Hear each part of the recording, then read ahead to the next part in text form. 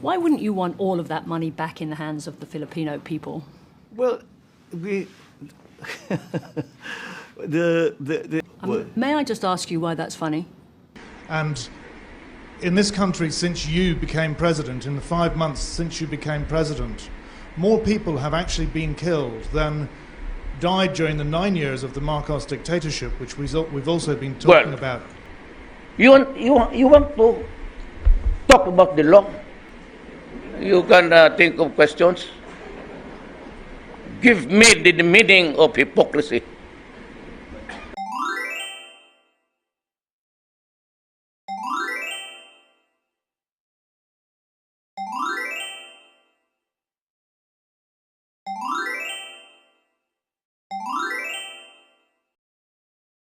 Three, two, one.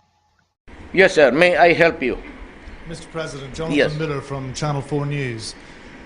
There's a lot of talk these days about a new world order, and you have chosen to realign the Philippines with China and with Russia.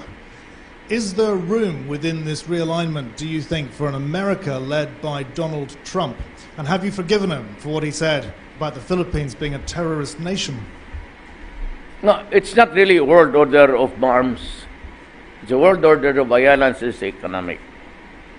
You know, you have noticed now, Korea was pissed off because during the last rebellion, America did nothing to help in even a word or two. Then the most serious is that they wanted a guy, he's an Islamic preacher, I think, and he's in the States. And they wanted him to be extradited to Turkey. So Turkey got pissed off and said, I will go to Russia and China and would try to join the bloc. And that is only business. I'm sure Turkey is not interested in war. Turkey, I think, is still a member of the NATO. So he cannot be an alliance with another militarily if he has this membership with NATO or NATO. What I'm saying is that's why I said I'm redirecting the policy. Usually, even in the past years, when we talk about purchases of arms, it's always the made in America, period. Ships and be down, those given to us were not really given free. They were the most bold vessels, say assets, not needed by America anymore, and were then given to us with a, not really for a song, but for a price. I said it's about time that we redirect our, if the Senate, I forgot, Cardin, does not want to sell rifles with us, Putin said that you can have, I'll give you buy one and take one. Almost like that. And Trump? Yeah. He said, if you cannot buy arms anywhere, go to me. You buy one, then take one. It's for free. So I get double. Why should I have to belabor the point with Cardin? If it does not want us to be allies, then we'll go to Russia and China.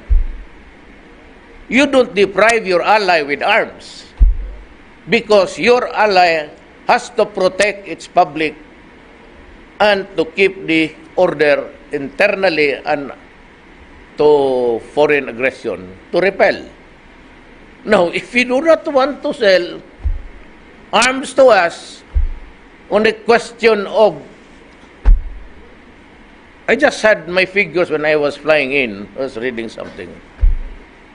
The deaths of America was 40, annual, 40,000. Why is it? And the moment they talk about, that's the vote in the U.S. Congress. What's a popular view? Because there are pressure, as I have said. That State Department has, because of your multiracial population. They have groups there.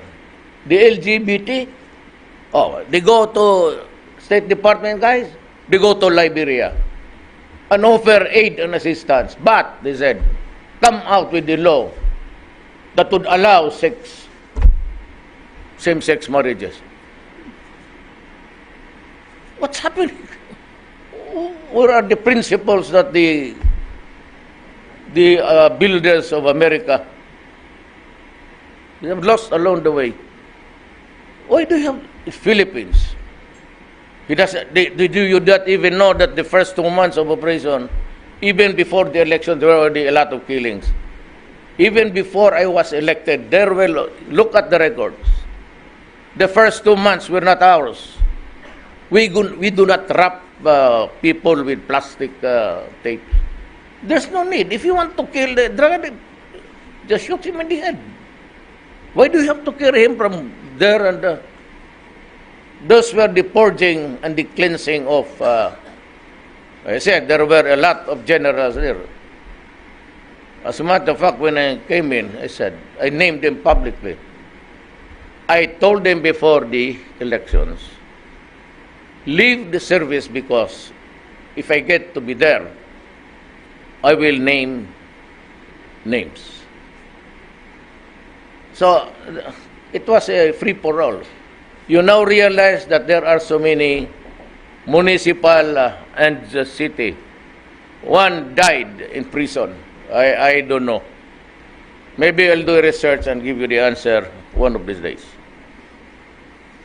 So, how do you expect to just say make the to assume rather that it's all killed by people of government when the mayors themselves were into it, and there are still mayors still there playing the narco politics game.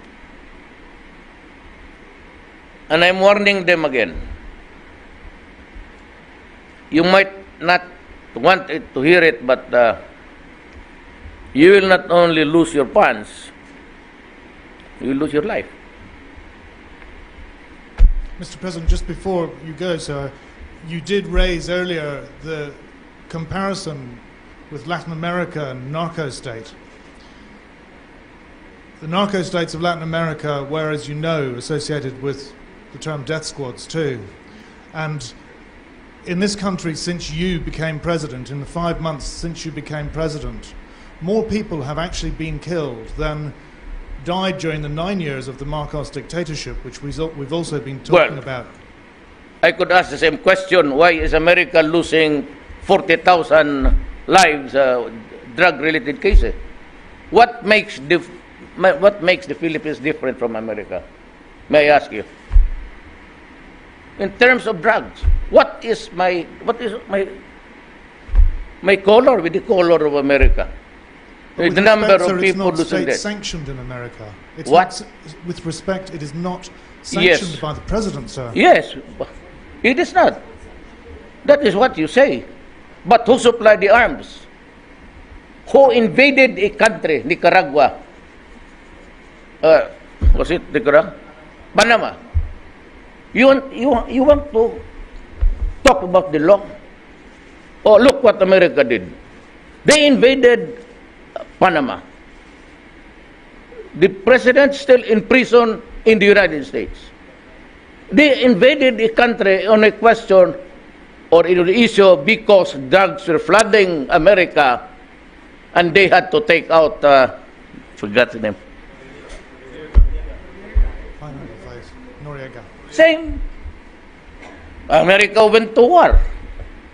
So, they destroyed not only the sovereignty, they fractured the country. It's non-existent, actually. And they had to kill Saddam to get the leader. So, where is the hypocrisy here? Where is the hypocrisy here? The Iraqis are dying. They are against each other.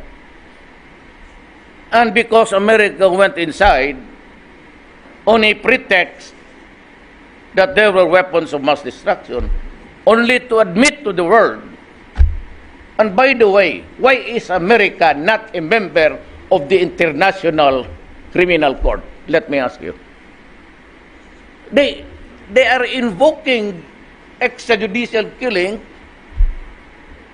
calling upon the Human Rights Commission and defining extrajudicial killing, which is in the charter of which he is not a signatory.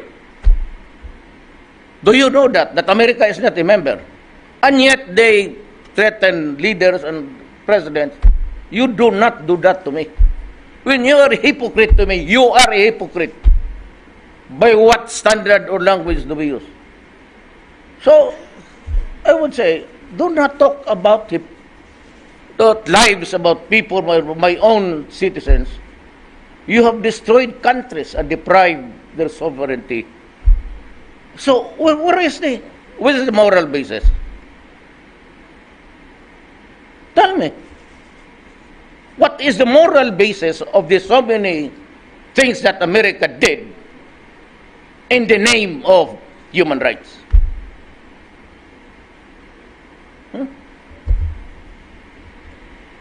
Let us, when we talk about national issues, international issues, we have to set the parameters, or else my country, hindi naman ito lalabas. I am not sure you will publish this or let it out in the air.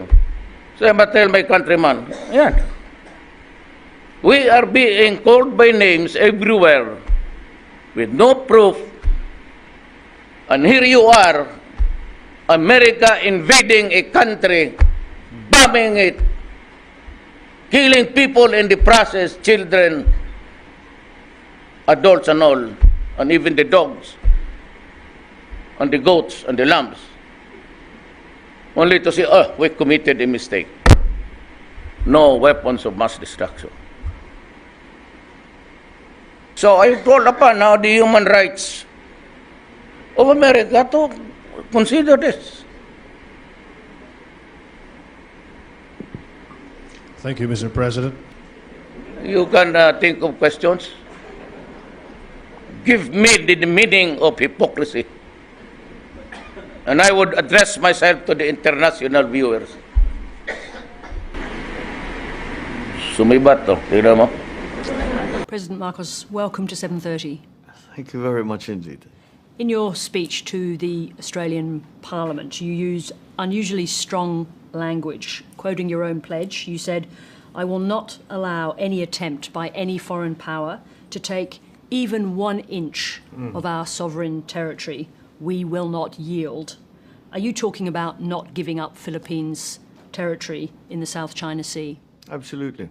It is my sworn duty, and the sworn duty of the entire government of the Republic of the Philippines to defend the Constitution of the Philippines. And the first article of the Constitution is the definition of our territorial waters. You didn't name China either in your answer or indeed in the speech that you gave to Australia, but it appears to be present in every security move that you make, and indeed behind every speech that we've seen you make recently. How urgent a priority is it to counter the fast-growing military power of China? Well, we don't see it in those terms. We don't see it as countering the military power of any country whatsoever. It's merely the defense of our territory. We have territorial conflicts with other countries, Malaysia, for example, and Vietnam. But we have come to an arrangement with them, and to resolve any such conflicts peacefully. So, I mean, I'm right in saying that you don't have that capacity to resolve conflict with China in the same way. Do you actually have direct contact with the Chinese? We have at several levels. In fact, in January of last year, when I went to Beijing and I visited with President Xi Jinping, that is what I proposed, a kind of hotline between us, so that if there is a message that needed to be sent from one president to another, we can be assured that that message will reach them. And we have sort of established there are several points of contact at the ministerial level, certainly, and a sub-ministerial level as well. But do you have a personal line to President Xi? Not yet, I'm afraid. Let me just ask you this question. I want to come to the what it is that you want from Australia, because that's obviously one of the reasons for your visit and your speech, as well as ASEAN. But the former president of the Philippines, Duterte, was making overtures to China, very strong ones. Have you decisively moved away from Chinese influence and back into America's orbit? Well, I think it's important to make it very, very clear. Whatever the Philippines does because it is in our interest, not because it has been dictated upon us by anyone. You don't think that your language that you used when you took office, and the same language that you used in the Australian Parliament during your visit, is a message to China about where you believe your interests lie? Well, as I explained it to President Xi again, I said it's my duty. I took an oath to defend the Philippines. And anyone who will help me in that regard, I must engage with them. Was your predecessor getting too close to China? Well, I think the situation between now and then is quite different. And I'm sure he did what was in his judgment was the best. He did hew a little closer to China rather than the United States. And maybe because things have heated up a little bit. But we have together with Australia, we have a visiting forces agreement with the United States and Australia. These are the only two countries that we have them with. And we have a mutual defense treaty with the United States, which has been there for decades. How important is it, from your point of view, that Australia has chosen to acquire and build a fleet of nuclear-powered submarines? Well, that decision is an Australian one. Do you support it? I support AUKUS. I support the Quad, and I think that this just represents a stronger front in terms of maintaining the peace, maintaining the peace in the South China Sea. It is a response, really, to a differing situation. A more dangerous, more risky situation than we had before. Why is it more dangerous? Just explain. Because the potential for outright conflict is much higher now than it was before. And we worry in the Philippines because it could come from not a strategic decision by anyone saying, okay, we're going to war, but just by making some serviceman making a mistake or some action that's misunderstood. And that's why the ongoing attempt is always to try and lower the temperature, ease up on the rhetoric, and communicate, and just continue to communicate. That's why you need the phone, the same phone that Khrushchev and Kennedy had, right? That's right. Yes. Well, let me try and understand what you might want from Australia. Would you expect the Australian Navy to come to the defence of Philippines forces in the event of conflict with China over disputed territory in the South China Sea? Well, I suppose if we are in a joint exercise or in a joint operation, then perhaps that would involve Australia in that. But we do not have any formal agreement or treaty in that regard as we do with the United States. How would you explain to Australians, to Australian servicemen or women, why they should potentially risk their lives in the aid of Philippines under pressure from China? Why do we belong there? Well, let me take us back to the Second World War, where the defense of Corregidor and Bataan, which were the outposts that held out longest. But because of that, it delayed the invasion of Australia to the point that the Japanese never invaded Australia. And that, if we can stop it at an early stage, nip it at the bud, as it were, then there's no need for it to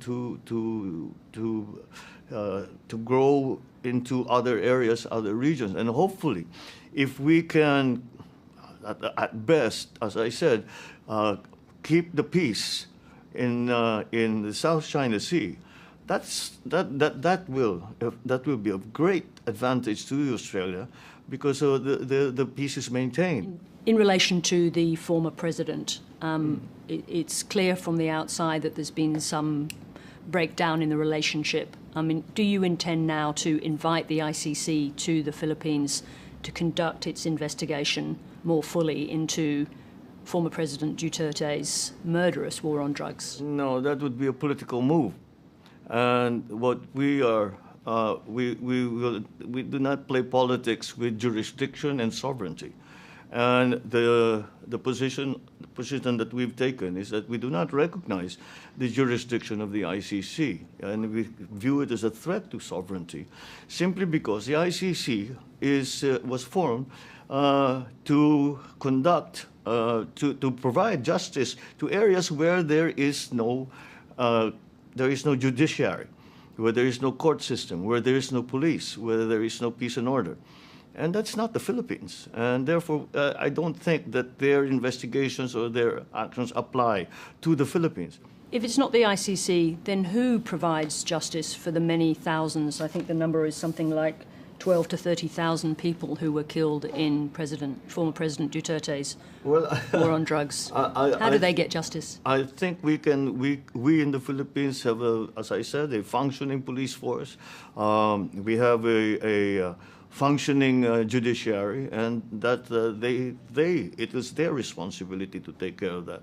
We have made a great deal of progress in that regard, where many policemen have already been removed from service because they've been found to be liable. Their cases have been filed.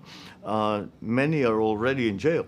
Do you think it adds up to justice for those people who lost their lives?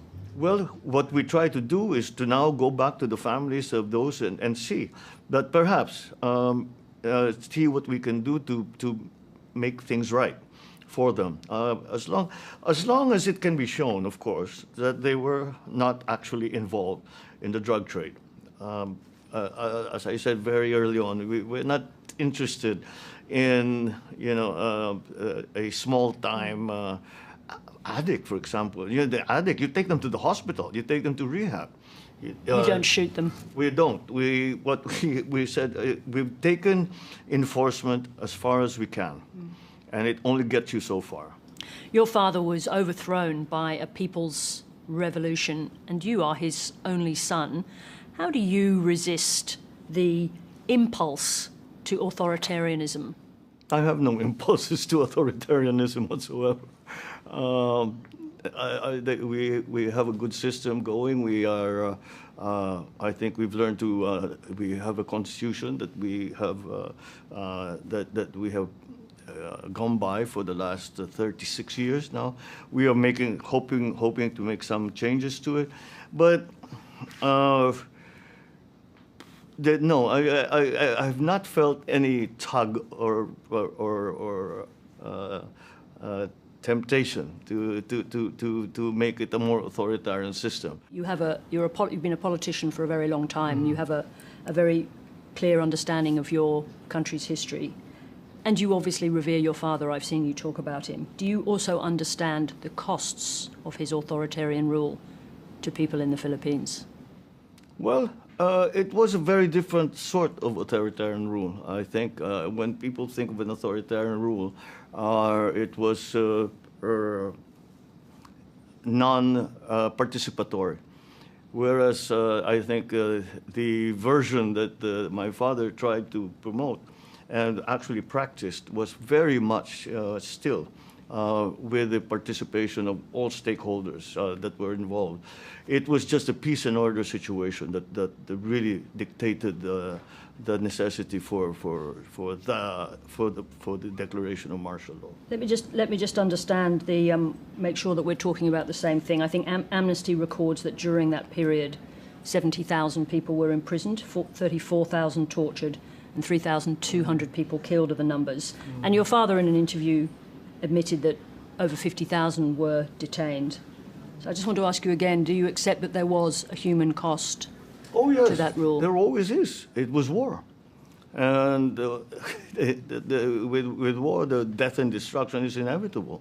But this is a war not declared by the government of the Philippines. This was declared a war. These wars were declared on the government of the Philippines, and both of them were. One was to divide the country, and the other one was to remove the present political system by armed struggle. There is one series of questions that comes up in relation to your father's time, which is of course the question of corruption, which became wholly associated with the Philippines for a long period of time. I think contemporary court judgments acknowledge the atrocities that were committed, but also the plunder of the country's resources. Why wouldn't you want all of that money back in the hands of the Filipino people? Well, the narrative. May I just ask you why that's funny? Why that's funny? I'm asking you a question about the plundering of large sums of money from the Filipino people. I'm thinking that maintains, that idea maintains, because I take exception to many of the assertions that have been made, and I think since the cases were filed, the government fell. Cases were filed against me, my family, the estate, etc. And up to now, we have found the assertions that were made, we have shown to be untrue. Quite a lot of money. I think 5 billion was already recovered. I guess the question is just this: do you not want to see all the money that was taken returned to the people? Again, we have signed. This family has signed a quitclaim. Signed many quitclaims. Any money that you find is yours. And finish. And everything was taken from us. We were taken to Hawaii. Everything was taken from us. We had nothing left. Not the view of the Presidential Commission. I'm sorry? Not the view of the Presidential Commission. This is my final question on this topic. Which Presidential Commission? In the Philippines. Their view is there's a large amount of money outstanding. I think that having seen the facts, as they have been slowly revealed, with further true investigation, not propaganda, but actual true investigation, like court cases and investigations by all kinds of NGOs, different agencies. Since that has changed, and people can see that it was propaganda. I suppose the question is, other countries in the region, including Australia, want to know that the Philippines, and you in particular, as a Marcos, have come to terms with your family's history. There was a time where the issue was Marcos. That's not the case anymore. And that's why I think the best proof of that is my election. President Marcos, thank you very much indeed for speaking to 7:30. Thank you.